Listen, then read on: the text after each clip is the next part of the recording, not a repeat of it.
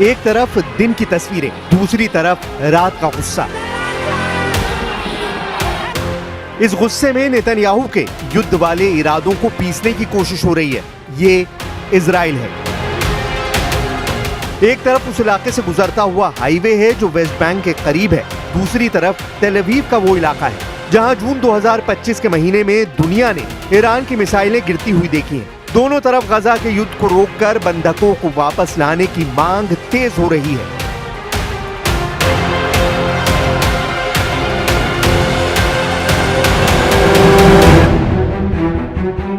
Netanyahu ऐसे भंवर में फंसते हुए नजर आ रहे हैं जिसमें उन्हें ऐसी लहरों ने घेरा हुआ है जिससे पार पाना अब नेतन्याहू के लिए मुश्किल होता जा रहा है। इसमें नेतन्याहू के गजा प्लान को लेकर हमास का खतरा भी है, इसमें बंधकों की रिहाई को लेकर जनता का गुस्सा भी है और इसमें ईरान से बढ़ रहा तनाव भी है जो युद्ध विराम के बाद और तेज होता जा रहा है।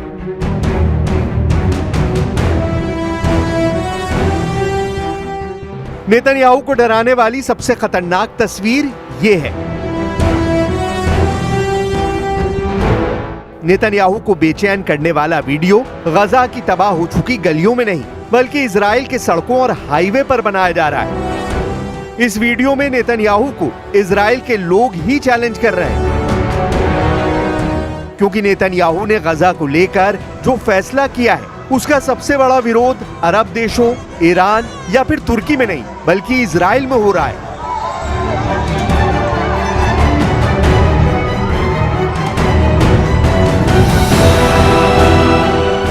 लोग हाईवे और सड़कों पर बैठकर रास्ता रोक रहे हैं ताकि इस प्रदर्शन की आवाज नेतन्याहू के कानों तक पहुंचे। I'm here today because this is our last chance to stop the insanity, stop the war, stop the government from sacrificing our hostages, sacrificing many more soldiers, sacrificing basically us and the Palestinian people for its own political gain. I'm here because you have to stand for life and you have to do whatever you can to stop it.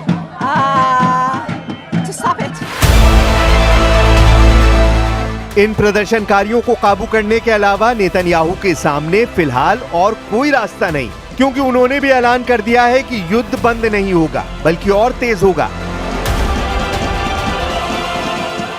Netanyahu ने साफ कर दिया है कि 7 अक्टूबर 2023 वाला हमला 2025 में फिर हो सकता है और ऐसा तब होगा अगर इस वक्त युद्ध बंद कर दिया गया। यानी नेतन्याहू साफ साफ कह रहे हैं कि अगर अभी गजा पर बमबारी बंद कर दी तो हमास फिर ताकतवर बनेगा और 7 अक्टूबर वाला हमला दोबारा करेगा।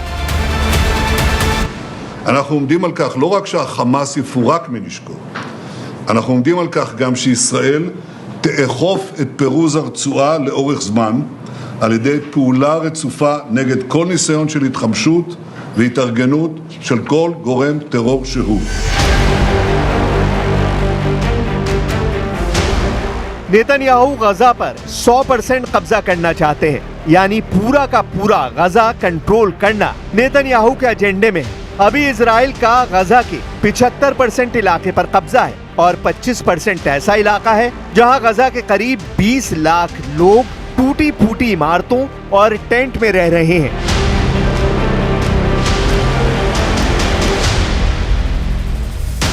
सेना को पूरी तरह गाजा में झोंककर नेतन्याहू क्या करना चाहते हैं, उनका क्या इरादा है, इसी डर को लेकर पूरे इजराइल में विरोध हो रहा है। लोगों का कहना है कि नेतन्याहू का गजा प्लान बचे हुए बंधकों की मौत की वजह बन जाएगा। गाजा में मौजूद इजरायली बंधकों में से एक का वीडियो इस वक्त वायरल हो रहा है।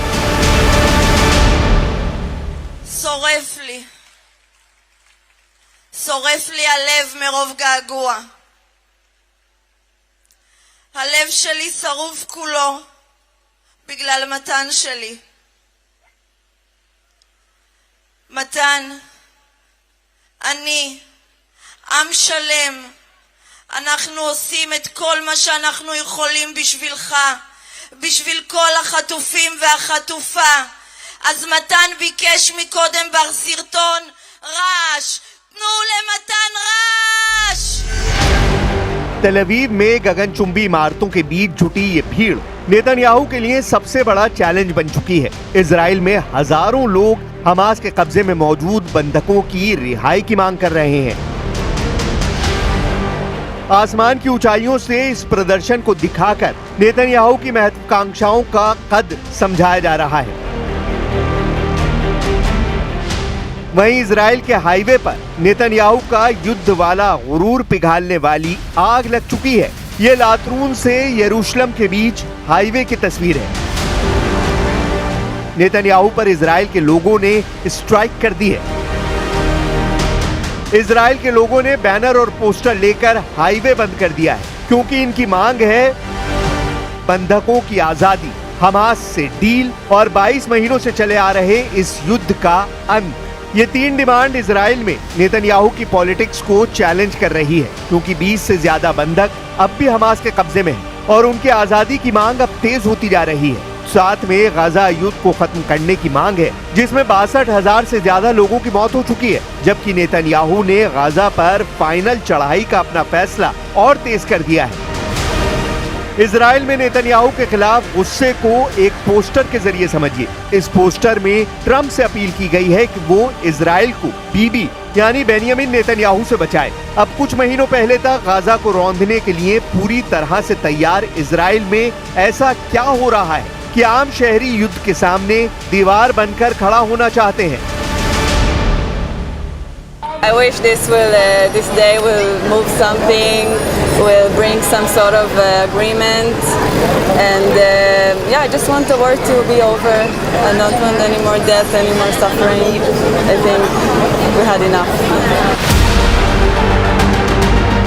क्या नेतन्याहू इन तस्वीरों को देखकर पिघलेंगे? क्या नेतन्याहू हाईवे जाम करने वालों के सामने झुकेंगे? यरूशलेम से लेकर तेल अवीव, इजराइल के कई शहरों में इस तरह के प्रदर्शन तेज होते जा रहे हैं, क्योंकि नेतन्याहू गाजा पर 100% कब्जे की तैयारी कर चुके हैं। ऐसे प्रदर्शनों में हजारों लोग शामिल हो रहे हैं। ऐसे प्रदर्शन दिन ब दिन और तेज होते जा रहे हैं।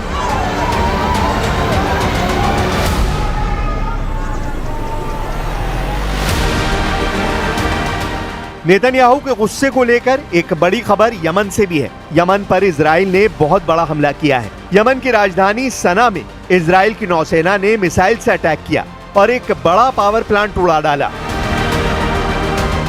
गाजा का युद्ध शुरू होने के बाद से इजरायली नौसेना ने यमन पर दूसरी बार हमला किया है, जबकि इजराइल अब तक यमन पर 14 स्ट्राइक कर चुका है। इजराइल ने अब तक यमन पर लड़ाकू विमानों से हमले किए हैं, ड्रोन से हमले किए, अब जमीन से जमीन पर मार करने वाली मिसाइलों से भी हमले किए जा रहे हैं। इजराइल से यमन 1800 किलोमीटर दूर है और यमन के खिलाफ उसके सभी ऑपरेशन बहुत बड़ी तैयारी के साथ अंजाम दिए जाते हैं।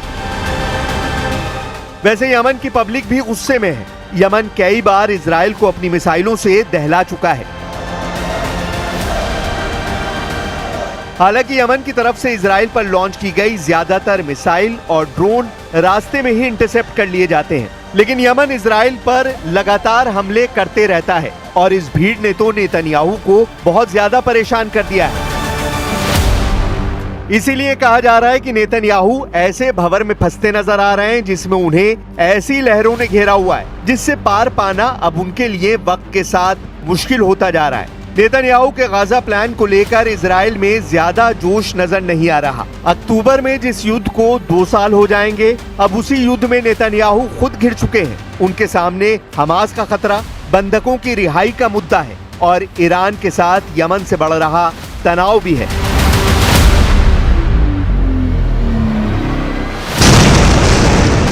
वैसे गाजा प्लान को एक्टिवेट करके नेतन्याहू ने एक तरह से नया मोर्चा खोल दिया है, जिसमें इजराइल के लोग ही उनके खिलाफ खड़े हो चुके हैं।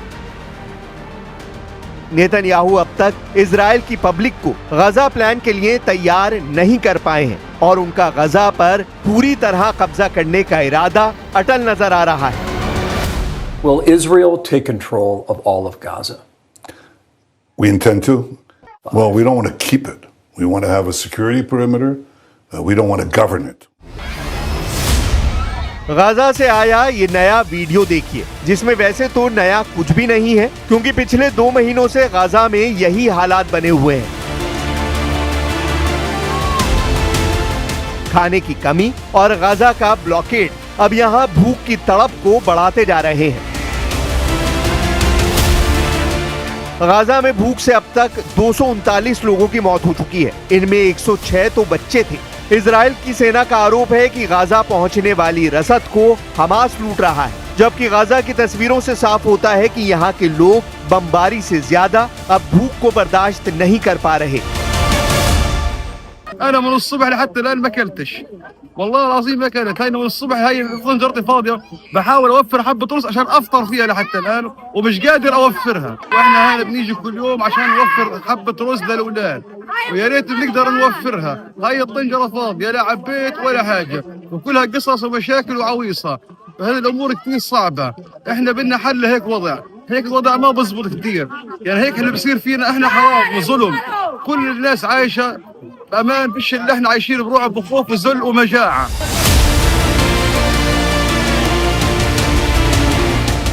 अगस्त का महीना न सिर्फ गाजा और पश्चिम एशिया के लिए बल्कि पूरे इजराइल के लिए भी घातक माना जा रहा है। खासकर नेतन्याहू की जिद को अब इजराइल में ही चैलेंज मिलने लगा है। उन पर अपने राजनीतिक करियर को चमकाने के लिए इजरायली बंधकों की जान खतरे में डालने का आरोप लग रहा है, जबकि अब उनके सामने इजराइल के जनरल जमीर भी बारूद से लैस खड़े हुए नजर आ रहे हैं। बेशक वो नेतन्याहू के ऑर्डर को पूरा करें, लेकिन उन्होंने फैसले का विरोध दिखाकर बता दिया है कि इजराइल उबलते हुए ज्वालामुखी के मुहाने पर बैठा हुआ है।